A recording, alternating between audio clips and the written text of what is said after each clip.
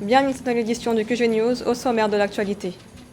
Tedros Adhanom reconduit à son poste de chef de l'OMS ce mardi, malgré des tensions avec l'Éthiopie. La demande du pays d'ouvrir une enquête à son encontre a été annulée par l'OMS. L'Éthiopie l'accuse de forfaiture après avoir dénoncé la situation humanitaire au Tigré. Plus de 18 milliards de dinars d'amendes ont été infligées aux banques tunisiennes en 2020. 21 banques et établissements financiers sont concernés par cette mesure disciplinaire. Et puis rencontre avec Yannick Noah dans le cadre de la CAN 2022. L'ancien joueur de tennis et franco-camerounais est venu soutenir l'équipe camerounaise, les Lions Indomptables. L'OMS affirme son soutien à son patron Tedros Adhanom, tout juste confirmé à son poste de chef de l'OMS ce mardi. Le conseil exécutif a par ailleurs annulé une demande de l'Éthiopie d'ouvrir une enquête à son encontre pour avoir pris parti pour les forces rebelles au Tigré, d'après le gouvernement éthiopien. Les précisions avec Kamesh Katapoulé. L'Organisation mondiale de la santé n'enquêtera pas sur son directeur général. C'est la directive émise ce lundi 24 janvier par le conseil exécutif de l'agence onusienne. Une mesure qui ne répond donc pas favorablement à la demande du gouvernement éthiopien formulée le 13 janvier dernier. Addis Abeba avait en effet réclamé l'ouverture d'une enquête contre Tedros Adhanom Ghebreyesus, notamment pour forfaiture.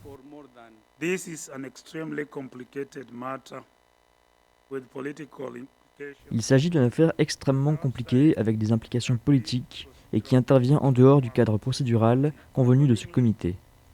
En conséquence, j'ai tendance à penser que cette demande devrait être mise de côté et, si l'occasion se présente, traitée par les personnes concernées comme elles le jugeront approprié.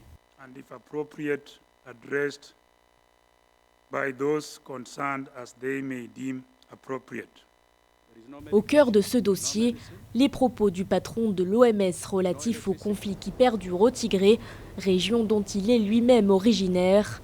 En dénonçant le blocus de l'aide humanitaire dans la zone, l'ancien ministre de la Santé avait également martelé que nulle part ailleurs dans le monde nous assistons à un enfer comme au Tigré. Des propos inacceptables pour le pouvoir éthiopien qui a aussitôt contre-attaqué en accusant le dirigeant de s'immiscer dans les affaires internes du pays.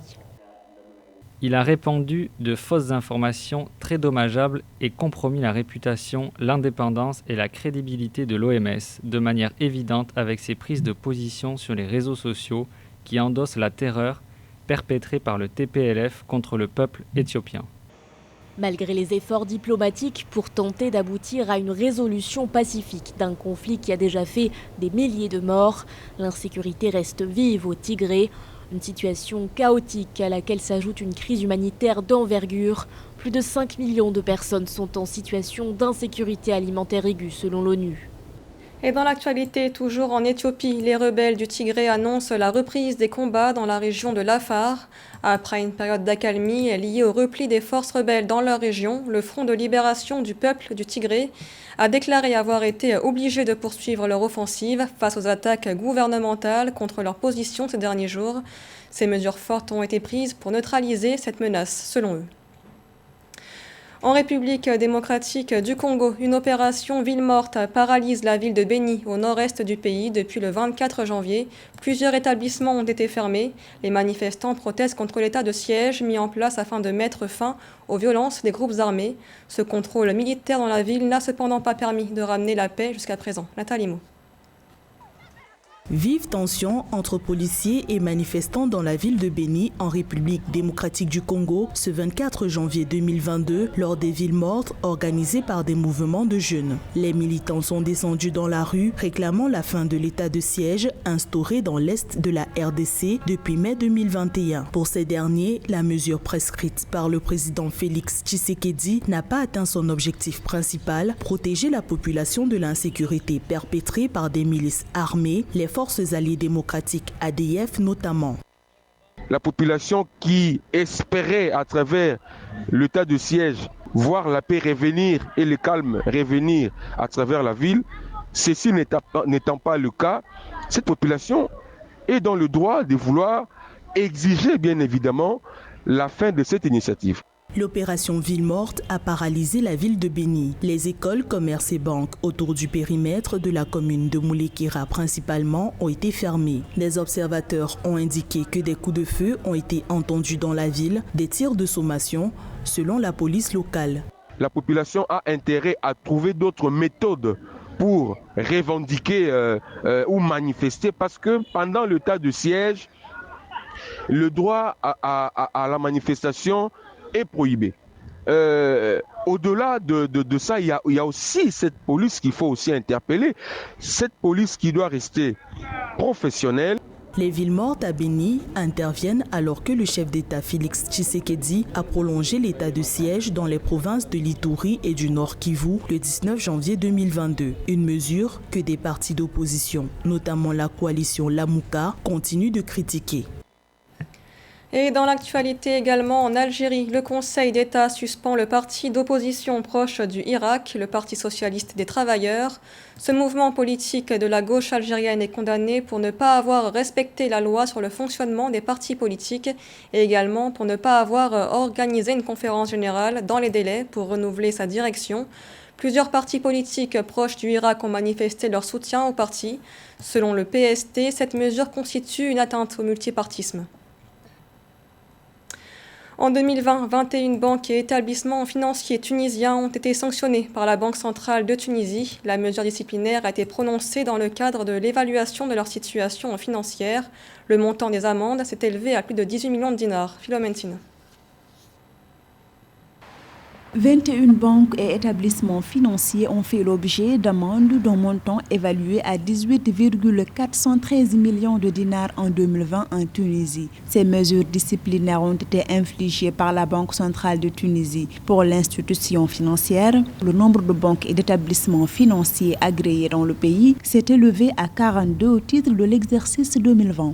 Le rôle des banques depuis un certain temps au travers des amendes crée une espèce de phobie dans le système financier national. À mon sens, ça fragilise encore les dépôts des épargnants. Ces amendes qui sont infligées aux banques sont payées par les banques au travers de leurs clients.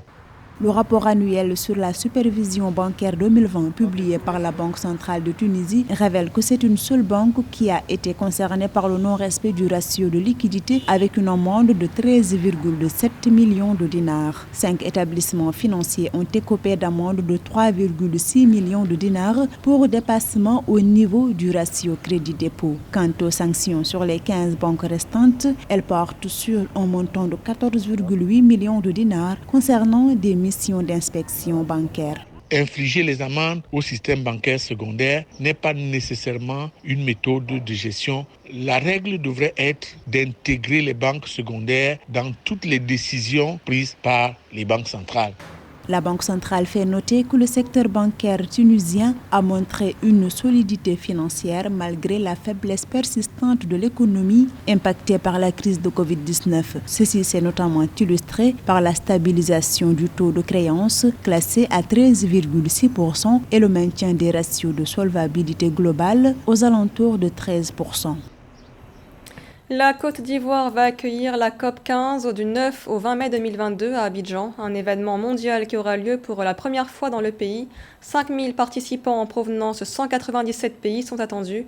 La conférence se tiendra sous le thème « Restauration des sols arides et des forêts dégradées pour une agriculture du futur ». Ange Méniot. C'est une première en Côte d'Ivoire. Du 9 au 20 mai 2022, le pays sera l'hôte de la 15e conférence des parties à la Convention des Nations Unies sur la lutte contre la désertification et la sécheresse, COP15, qui se différencie de la conférence des parties sur le changement climatique, dont la 26e édition s'est tenue à Glasgow en novembre 2021. La tenue d'une telle rencontre aura de nombreux effets dans plusieurs domaines dans notre pays. Ce sont les structures d'hébergement, la restauration des transports et bien d'autres secteurs qui seront les grands bénéficiaires de cet événement d'environ 2 semaines. Cela contribuera grandement à la relance du secteur du tourisme, durablement affecté par les effets de la crise sanitaire. Par ailleurs, la COP devrait booster l'attraction des investissements étrangers directs dans le domaine de la gestion des terres et des sols. Le thème retenu pour la COP15 est restauration des sols arides et des forêts dégradées pour une agriculture du futur. Ce thème a été choisi compte tenu du potentiel économique que représente la Côte d'Ivoire sur le plan agricole. La terre, c'est le bien le plus précieux que notre pays a. C'est cette base que nous produisons, notre richesse, c'est grâce à ça que nous vivons. Je le répète, la désertification des sols est un sujet d'une importance capitale pour notre pays, confronté à une déforestation persistante, à la baisse des rendements agricoles à l'hectare et au vieillissement des vergers de certaines commodités. 3 milliards de francs CFA, c'est la somme que l'État ivoirien a déboursée pour l'organisation de la COP15. À cette somme devrait s'ajouter la contribution des partenaires bilatéraux, en l'occurrence la Convention des Nations Unies. En tant que pays hôte de cette rencontre de haut niveau, la Côte d'Ivoire va assurer la présidence de cette institution pendant 2 années consécutives. Et dans le cadre de la CAN 2022 qui se joue au Cameroun, l'ancien joueur de tennis et chanteur franco-camerounais Yannick Noah a fait le déplacement pour soutenir l'équipe camerounaise. Rencontre avec Yannick Noah dans ce reportage de Mildred Yamou.